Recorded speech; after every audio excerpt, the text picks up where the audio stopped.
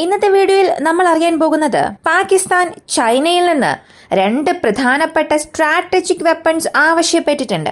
ഈ തന്ത്രപ്രധാനമായ ആയുധങ്ങൾ എന്താണ്? ഇത് ചൈന നൽകുമോ?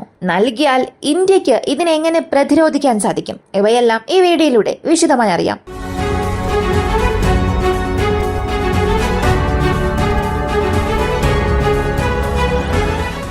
ആദ്യത്തെ കാര്യം, പാകിസ്ഥാൻ ചൈനയിൽ നിന്നും ആവശ്യപ്പെട്ടിരിക്കുന്ന ആയുധം ഒരു ആന്റി സാറ്റലൈറ്റ് വെപ്പണാണ്. പാകിസ്ഥാന്റെ പക്കൽ ഒരു സ്പേസ് ഏജൻസിയൊന്നും ഇല്ല. ഇന്ത്യയുടെ പക്കലുള്ള ബഹിരാകാശ ഏജൻസിയെ പോലുള്ള ഒന്നിന്റെ അടുത്തേക്ക് അവർ അടുക്കണം എന്ന് ചിന്തിച്ചാൽ തന്നെ 50 വർഷം എടുക്കും. കാരണം നമ്മൾ പ്രൈവറ്റൈസേഷനെ നോക്കി പോവുകയാണ് ഗവൺമെന്റിൽ നിന്നും. എന്നാൽ അത്രത്തോളം ഒന്നും പാകിസ്ഥാനെ കൊണ്ട് ചെയ്യാൻ സാധിക്കില്ല. ഇനി അവർക്കുള്ള ക്യാപ്പബിലിറ്റി ഉപയോഗിച്ച് മിലിറ്ററി സിവിലിയൻ സാറ്റലൈറ്റ്സിനെ സംരക്ഷിക്കണം എന്നുണ്ടെങ്കിൽ അവർക്ക് ഒരു ആന്റി സാറ്റലൈറ്റ് വെപ്പൺ ആവശ്യമാണ്. ബഹിരാകാശത്തുള്ള ഉപഗ്രഹങ്ങളെ ആക്രമിക്കാൻ കഴിവുള്ള ഒരു മിസൈൽ. ഇങ്ങനെ ഒരു മിസൈൽ പാകിസ്ഥാനെ കൊണ്ട് നിർമ്മിക്കാൻ സാധിക്കില്ല. അവരെ കൊണ്ട് ICBMs മാത്രമേ നിർമ്മിക്കാൻ സാധിച്ചുള്ളൂ. സ്പേസ് ടെക്നോളജിയിൽ ഇന്നുവരെയും അവർ വലിയ രീതിയിലൊന്നും തന്നെ ചെയ്തിട്ടില്ല. അങ്ങനെയുള്ളപ്പോൾ ഇതിനകം ആന്റി സാറ്റലൈറ്റ് ക്യാപ്പബിലിറ്റി ഉള്ള ഒരു രാജ്യത്തിന്റെ പക്കൽ നിന്നും അവർ വാങ്ങിയേ മതിയാവുകയുള്ളൂ. അതിന് ചൈനക്കാർ അവരെ സഹായിക്കാൻ വരികയാണ്. ഇപ്പോൾ ചൈനയെ സംബന്ധിച്ച് അവരുടെ പക്കൽ ഒരു ഗുണനിലവാരമുള്ള ആന്റി സാറ്റലൈറ്റ് വെപ്പൺ ഉണ്ട്. ഇതിനു മുൻപ് തന്നെ അതവർ പ്രൂവ് ചെയ്ത് കാണിച്ചിട്ടുമുണ്ട്, ബഹിരാകാശത്ത് പരീക്ഷിച്ച്. ആ ഒരു സാറ്റലൈറ്റ് അവർ പാകിസ്ഥാന് നൽകിയാൽ പാകിസ്ഥാനെ കൊണ്ടും ഇന്ത്യയുടെ സാറ്റലൈറ്റ്സിനെ ആക്രമിക്കാൻ സാധിക്കും. ഇപ്പൊ ഈ ഒരു സാഹചര്യത്തിൽ നമ്മൾ ഇതിനെ എങ്ങനെ കൗണ്ടർ ചെയ്യും എന്ന് നോക്കിയാൽ, സാധാരണ നമ്മൾ ഒരു ഉപഗ്രഹ വിക്ഷേപണത്തിന് നമ്മൾ ISRO യാണ് ആശ്രയിക്കുക. ഇപ്പോ ISRO യാണ് ഈ റോക്കറ്റ്സ് ബിൽഡ് ചെയ്യുന്നത്. അത് മിലിറ്ററിക്ക് ആവശ്യമായ സാറ്റലൈറ്റ്സ് അല്ലെങ്കിൽ സിവിലിയനോ അല്ലെങ്കിൽ അവരുടെ സ്വന്തം റിസർച്ചിന് സാറ്റലൈറ്റ് ലോഞ്ച് ചെയ്യും. അതല്ലാതെ പ്രൈവറ്റ് ഓർഗനൈസേഷൻസ് ഈ സാറ്റലൈറ്റ്സ് എല്ലാം ലോഞ്ച് ചെയ്യാൻ തുടങ്ങിയിട്ടുണ്ട്. അതുമല്ലാതെ മിലിറ്ററിക്ക് പ്രത്യേകം റോക്കറ്റ്സ് നൽകാൻ തുടങ്ങിയിട്ടുണ്ട്. ഈ മിലിറ്ററിയുടെ പക്കൽ സാറ്റലൈറ്റ് ലോഞ്ചിങ് ക്യാപ്പബിലിറ്റി ഇതിന് മുൻപുണ്ടായിരുന്നോ എന്ന് ചോദിച്ചാൽ ഇല്ലായിരുന്നു. മിലിറ്ററിക്ക് ഏത് സാറ്റലൈറ്റ് ലോഞ്ച് ചെയ്യണമെന്നുണ്ടെങ്കിലും ISROയുടെ പക്കൽ തന്നെ വരണം. എന്നാൽ അതല്ലാതെ യുദ്ധ സാഹചര്യത്തിൽ ഇപ്പോ പാകിസ്ഥാൻ നമ്മുടെ സാറ്റലൈറ്റ്സ് എല്ലാം ആക്രമിക്കുകയാണെങ്കിൽ അവർ നശിപ്പിച്ച സാറ്റലൈറ്റ്സിനെ റീപ്ലേസ് ചെയ്യാൻ ഉടൻ തന്നെ ഇന്ത്യയുടെ മിലിറ്ററി അവരുടെ സാറ്റലൈറ്റ്സിനെ ഒരു ചെറിയ റോക്കറ്റ് വഴി ഇന്ത്യയുടെ ഏത് പ്രദേശത്ത് നിന്ന് വേണമെങ്കിലും ലോഞ്ച് ചെയ്യാൻ സാധിക്കും.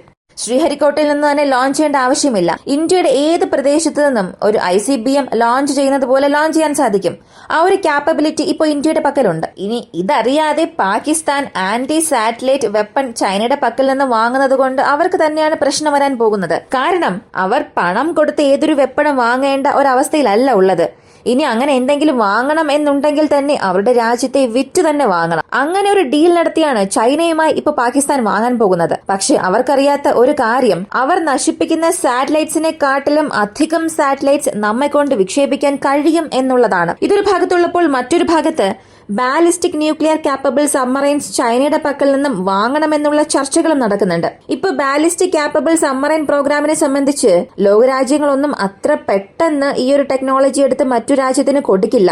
അത് എത്ര തന്നെ അടുപ്പമുള്ള ഒരു രാജ്യമാണെങ്കിലും മറ്റു ലോകരാജ്യങ്ങളുടെ കൺസേൺ ഇല്ലാതെ ഒരു ടെക്നോളജി ട്രാൻസ്ഫർ ചെയ്യുക അതൊരു വലിയ വെല്ലുവിളിയാണ്. എന്തിന്, ഇന്ത്യയെ തന്നെ എടുത്താൽ 50 വർഷമായി ഈ ballistic capable nuclear submarine programme നമ്മൾ നിർമ്മിച്ചുകൊണ്ടിരിക്കുകയാണ്. 50 വർഷമായി സോവിയറ്റ് യൂണിയനുമായി നടത്തിയ ഡീലായിരുന്നു ഇത്.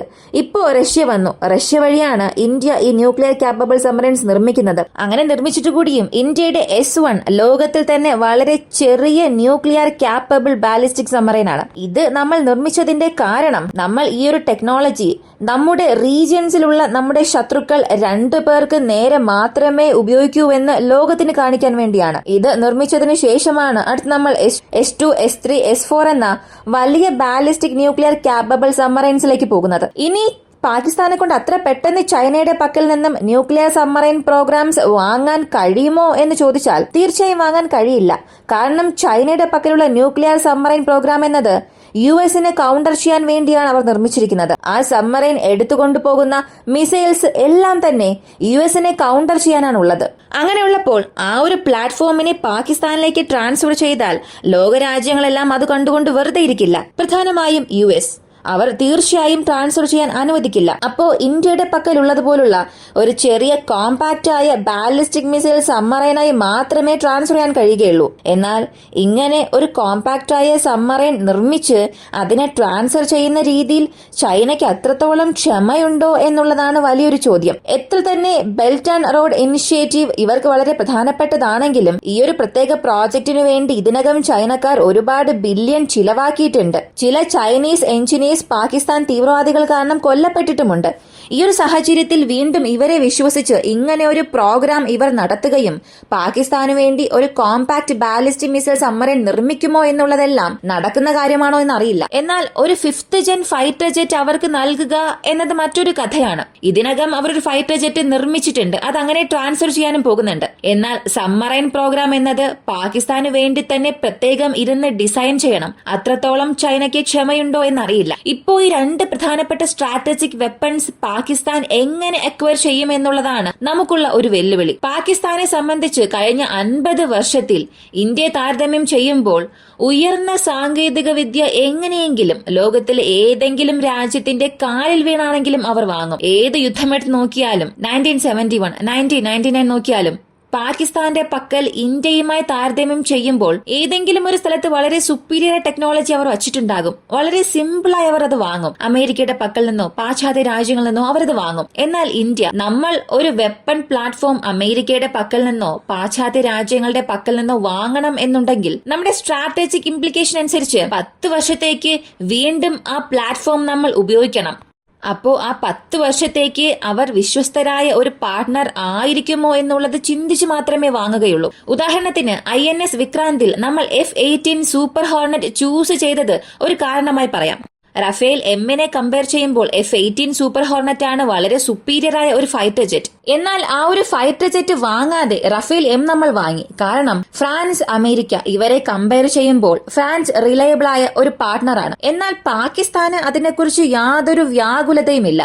അമേരിക്ക എന്ത് പറഞ്ഞാലും അവരതിന് തലയാട്ടും. എനിക്ക് ആവശ്യം ആയുധമാണ്, എനിക്ക് ഇന്ത്യ ആക്രമിക്കണം, അത്രമാത്രം. ഇങ്ങനെ ഒരു അഗ്രഷനിലായിരുന്നത് കൊണ്ടാണ് ഇന്ത്യയുമായി താരതമ്യം ചെയ്യുമ്പോൾ ഒരുപാട് സമയങ്ങളിൽ വളരെ സുപ്പീരിയറായ ടെക്നോളജി അവരെ കൊണ്ട് വാങ്ങാൻ സാധിച്ചത്.